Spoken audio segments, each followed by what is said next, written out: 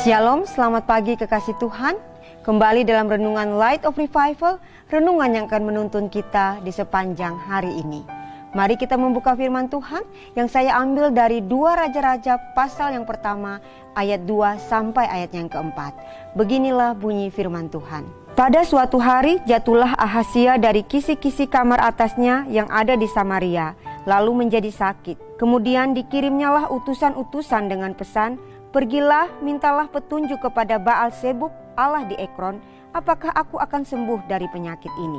Tetapi berfirmanlah malaikat Tuhan kepada Elia orang Tisbe itu, "Bangunlah, berangkatlah menemui utusan-utusan Raja Samaria dan katakan kepada mereka, apakah tidak ada Allah di Israel sehingga kamu ini pergi untuk meminta petunjuk kepada Baal-Zebub, Allah di Ekron? Sebab itu beginilah firman Tuhan, engkau tidak akan bangun lagi dari tempat tidur di mana engkau berbaring, sebab engkau pasti akan mati." Lalu pergilah Elia. Allah masih dan akan tetap setia. Allah masih dan akan tetap setia.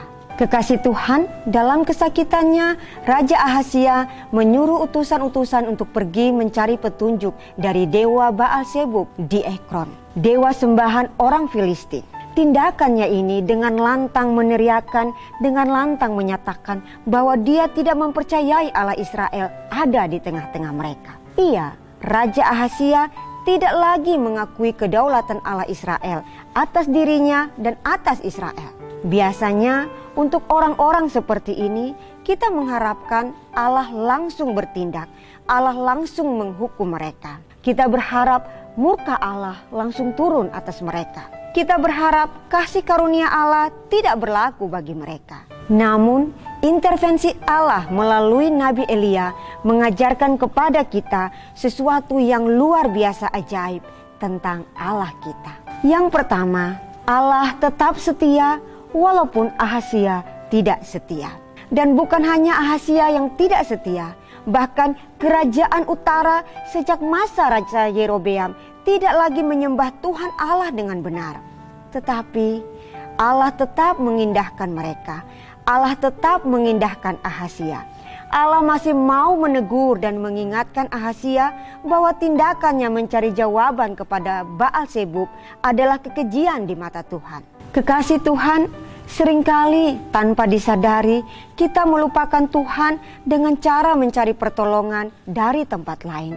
Kita melupakan Tuhan dengan cara mengupayakan berbagai hal semampu kita secara manusiawi daripada datang kepada Tuhan terlebih dahulu. Atau kita berubah setia terhadap Tuhan oleh karena jabatan, pasangan hidup, kekayaan, dan nama besar.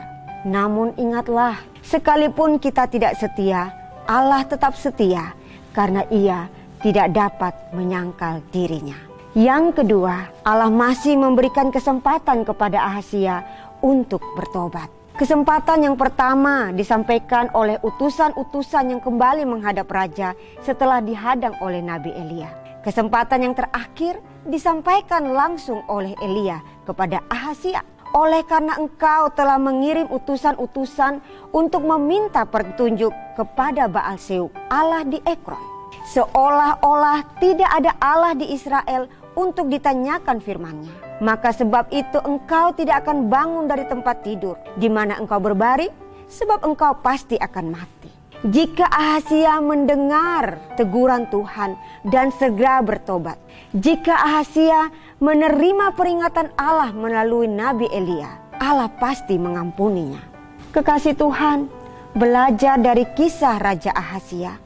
Jika kita diperingatkan Tuhan, jika kita ditegur, jika kita dinasihati olehnya, mari pergunakan kesempatan yang Tuhan beri untuk kembali setia, untuk tetap setia mengiring dan melayani Tuhan sampai kita menutup mata. Mari kita berdoa.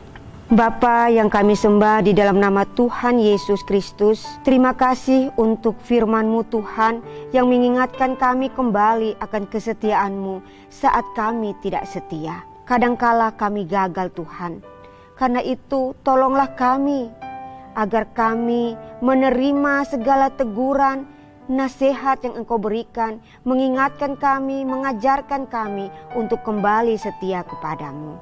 Tolong kami ya Bapa, agar dalam perjalanan kami di sepanjang hari ini, kiranya Engkau mendapati kami selalu mencari Engkau, kiranya Engkau mendapati kami selalu setia kepadamu. Mengampuni semua dosa dan kesalahan kami ya Bapa, dan kiranya Allah Roh Kudus menyertai kami dan orang-orang yang kami kasihi juga di hari ini. Amin. Selamat menjalani hari penuh berkat Tuhan. Biarlah firman Tuhan ini menjadi terang dan pelita di dalam kehidupan kita. Shalom.